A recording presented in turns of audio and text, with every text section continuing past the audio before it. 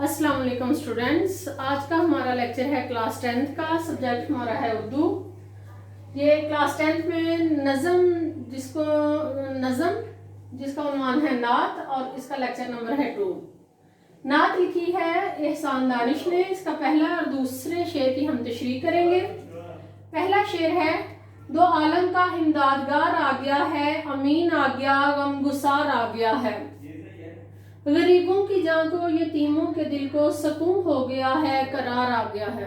प्यारे बच्चों, जब हम नात की बात करते हैं तो नात एक ऐसी नज़म है जो रसूल पाक सल्लल्लाहु अलैहि वसल्लम की मोहब्बत में लिखी जाए।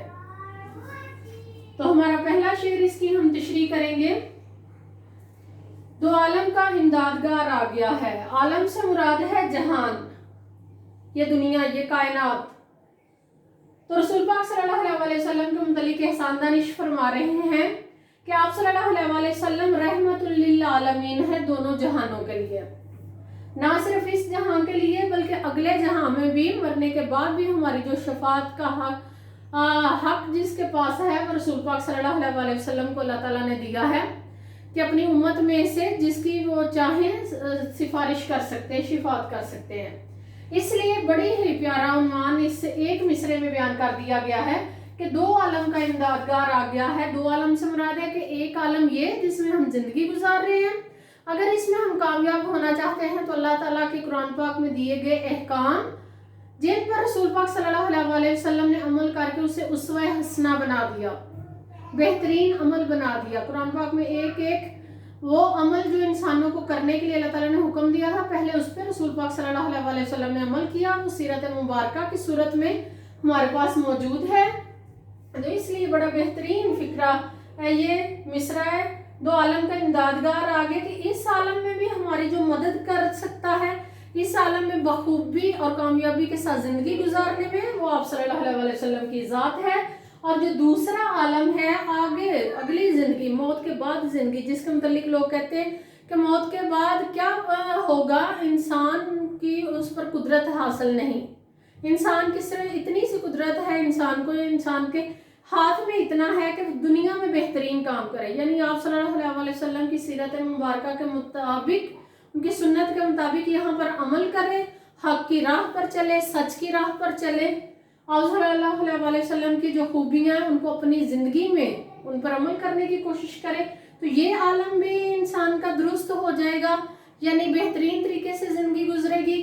और उसकी बिना पर उसका जो हिसाब है दूसरे आलम में, वो भी आप सल्लल्लाहु अलैहि वसल्लम की शिफात के साथ अल्लाह ताला हमें उसमें भी कामयाबी दे। इसलिए ये इस मिसरे में बताया गया है, दो आलम का इमदादगार आ गया है, कि यहाँ पर भी मदद आप सल्लल्लाहु अलैहि वसल्लम की हमें हासिल हो, उनके तरीक़ाकार पे, उनके उसवा हसना पे चले तो यहाँ भी कामयाब, और आगे दूसरे जहान में भी कामयाब। अमीन आ गया है। अमीन का प्यारे बच्चों मतलब है अमानतदार। आप सल्लल्लाहु अलैहि वसल्लम का ये लक़ब था अमीन, सादिक और अमीन, कि वो हमेशा सच बोलते थे, जिसकी अमानत वो रखते थे। जब तक उसकी अमानत वापस लौटा नहीं थे लेते, तब तक उसकी बाहिफाजत उसे अपने पास रखते थे। तो अमीन से मुराद है कि सबकी अमानतें रखने वाला और बाहिफाजत वापस करने वाला। गमगुसार आ गया है। गमगुसार से मुराद है दूसरों के गम बांटने वाला, दूसरों की गमों में उनकी मदद करने वाला। जैसे कि आप इसकी बहुत सी मिसालें हैं। एक मिसाल देंगे हज़रत बिलाल हबशी की, कि वो किसी के यहाँ गुलाम थे, दिन रात वहाँ पर काम करते थे। आप सल्लल्लाहु अलैहि वसल्लम का किसी वजह से वहाँ से गुजर हुआ, तो उन्होंने देखा कि वो अंदर बुखार में तप रहे हैं और उनके पास बहुत सा काम, चक्की में आटा पीसने वाला बहुत सा काम पड़ा है। आप सल्लल्लाहु अलैहि वसल्लम ने बगैर हिचकिचाए उनका वो काम मुकम्मल किया। ये वो शुरुआत थी जब हज़रत बिलाल हबशी मुसलमान हुए थे।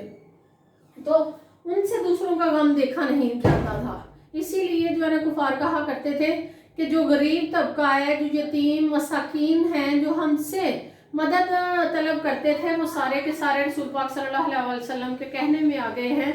यानी वो सबसे पहले गरीब तबका लेके आए, ईमान लेके आए, क्योंकि आप सल्लल्लाहु अलैहि वसल्लम ने उनके गम बांटे थे, उनके गम में शरीक हुए थे।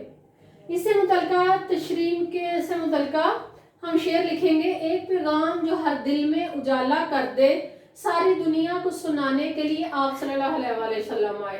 प्यारे बच्चों, जब आपने तशरीह लिखनी है تو آپ نے سب سے پہلے جو شعر آپ کو بورڈ کے ایگزام میں جو شعر دیا جائے گا تشریح کے لیے اس کا حوالہ متن لکھیں، یعنی وہ کس نظم سے لیا گیا ہے، وہ اس کا شاعر کون سا ہے، حوالہ متن ہو گیا، اس کے بعد اس کے الفاظ معنی لکھے۔ جیسے یہ ایک شعر ہم نے پڑھا ہے، اس کا یہ 4 الفاظ میں نے معنی کے لیے لکھے ہیں: عالم، جہان، امدادگار، مدد کرنے والا، امین، امانت دار، غم گسار، غم بانٹنے والا۔ اس کے بعد آپ تشریح کریں، تشریح کے بعد 1 سے 2 لازمی اضافی شعر لکھے۔ یہ ہمارے پہلے شعر کی تشریح ہوگی۔ آگے ہے غریبوں کی جان کو، یتیموں کے دل کو سکون ہو گیا ہے، قرار آ گیا ہے۔ اس سے مراد یہ ہے کہ خاص طور پر جو وہ طبقہ تھا، غریب طبقہ تھا، وہ جہالت کے اندھیروں میں تو پورا عرب ڈوبا ہوا تھا رسول پاک صلی اللہ علیہ وسلم کی آمد سے پہلے۔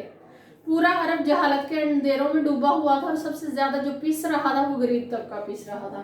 تو آپ صلی اللہ علیہ وسلم نے نہ صرف نبوت کے بعد بلکہ نبوت سے پہلے ہی لوگوں کی مدد کرنی شروع کر دی تھی۔ ان کی یہ طبیعت میں شامل تھا کہ ان سے کسی کا دکھ نہیں دیکھا جاتا تھا۔ تو غریبوں کی جان کو، یتیموں کے دل کو سے مراد کیا ہے؟ سکون کیسے آگے کہ وہ غریبوں کی مدد کرنے والے تھے، خود فاقہ کر لیتے اور اپنے حصے کا جو کھانا ہے وہ غریبوں میں بانٹ دیتے۔ کوئی سوالی آیا ہے تو خود اپنے گھر چاہے 3 دن سے نہیں کھایا ہوا اور جتنا راشن موجود ہے، جتنا اناج موجود ہے اس کے مطابق اس کو عطا کر دیتے۔ تو غریبوں کی جان کو اس طرح سکون ہوا کہ آپ صلی اللہ علیہ وسلم ان کے پرابلمز کا حل کرنے والے، مسائل کا حل کرنے والے بن کے آئے۔ ان کو جہالت کے اندھیروں سے تعلیم کے ذریعے نکالا انہوں نے، ان کو مالی طور پر ان کی مدد کی، معاشی طور پر مدد کی اور سوشلی مدد کی۔ سوشلی سے مراد ہے معاشرتی ان کے جو مسائل تھے ان کو حل کیا۔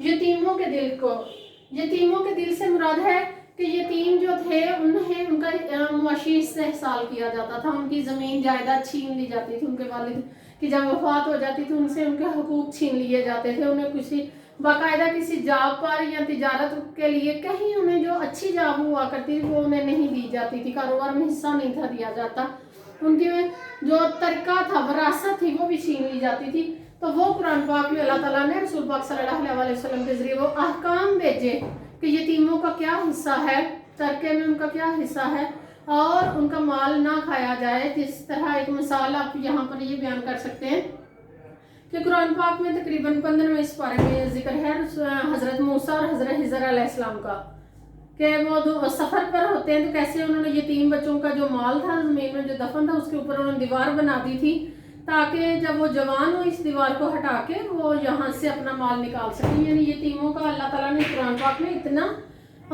ذکر کیا ہے۔ تو کہتے ہیں تشریح ہم اس طرح کریں گے کہ رسول پاک صلی اللہ علیہ وسلم کے آنے سے غریبوں کے مسائل حل ہو گئے، انہیں غریب نہ سمجھا جاتا بلکہ ایمان والا سمجھا جاتا ہے۔ یتیموں کے بھی مسائل حل ہو گئے، ان کو ان کی جو جائیداد تھی اس کے مطابق جو ان کا جائیداد کے متعلق جو ان کا حصہ تھا وہ قرآن پاک میں احکام آ گئے۔ تو اس طرح انہیں سکون ہو گیا، قرار آ گیا، انہیں بھی یہ احساس ہونے لگا کہ ہم اس دنیا میں صرف غریب اور یتیم ہونے کی وجہ صرف غلامی کرنے نہیں آئے، صرف غربت میں پسنے نہیں آئے، بلکہ معاشرے میں ہمارا ایک اہم کردار ہے، نہ صرف اس دنیا میں بلکہ اگلی دنیا میں بھی ہمیں جو حصہ ملے گا وہ ہماری غربت نہیں بلکہ ہمارے ایمان کی وجہ سے ملے گا۔ تو اس طرح انہیں سکون ہو گیا، قرار آ گیا۔ اس کے متعلق ہم شعر لکھیں گے: قافلے والے بھٹک جائیں نہ منزل کہیں، دور تک راہ دکھانے کے لیے آپ صلی اللہ علیہ وسلم آئے۔ بیٹا اس کے علاوہ جو آپ کو اس سے متعلقہ اشعار آپ سرچ کرتے ہیں یا آپ کی کتابوں میں لکھے ہوئے ہیں وہ بھی آپ لازمی لکھیں۔ وہ اشعار جو آپ کو زبانی یاد ہوں آپ تشریح کریں اور فوراً شعر لکھ دیں، وہ اشعار آپ یاد کریں۔ الفاظ معنی کی طرف آئیں گے دوسرے شعر کی۔ قرار کا مطلب سکون، یتیم سے مراد ہے جن کے والدین نہ ہوں، خاص طور پر جن کا باپ فوت ہو جائے اس کو کہتے ہیں یتیم۔ تو آپ صلی اللہ علیہ وسلم خاص طور پر جو غریب طبقہ تھا، یتیم اور مساکین تھے، قرآن پاک میں بار بار یتامہ و مساکین کی بات آئی ہے کہ ان کا خیال رکھیں۔ تو ان کے دل کو سکون اور قرار رسول پاک صلی اللہ علیہ وسلم کے اس دنیا میں آنے، ان کے احکامات ان کی تعلیم کے بعد آیا ان کو سکون اور قرار۔ ये हम दोनों अशार की इस तरह तशरीह करेंगे। अपना रजिस्टर खोलें, उसके ऊपर डिटेल से तशरीह करें, फिर आपको जो बात समझ नहीं आई वो लाजमी पूछें। बहुत शुक्रिया। अस्सलाम वालेकुम।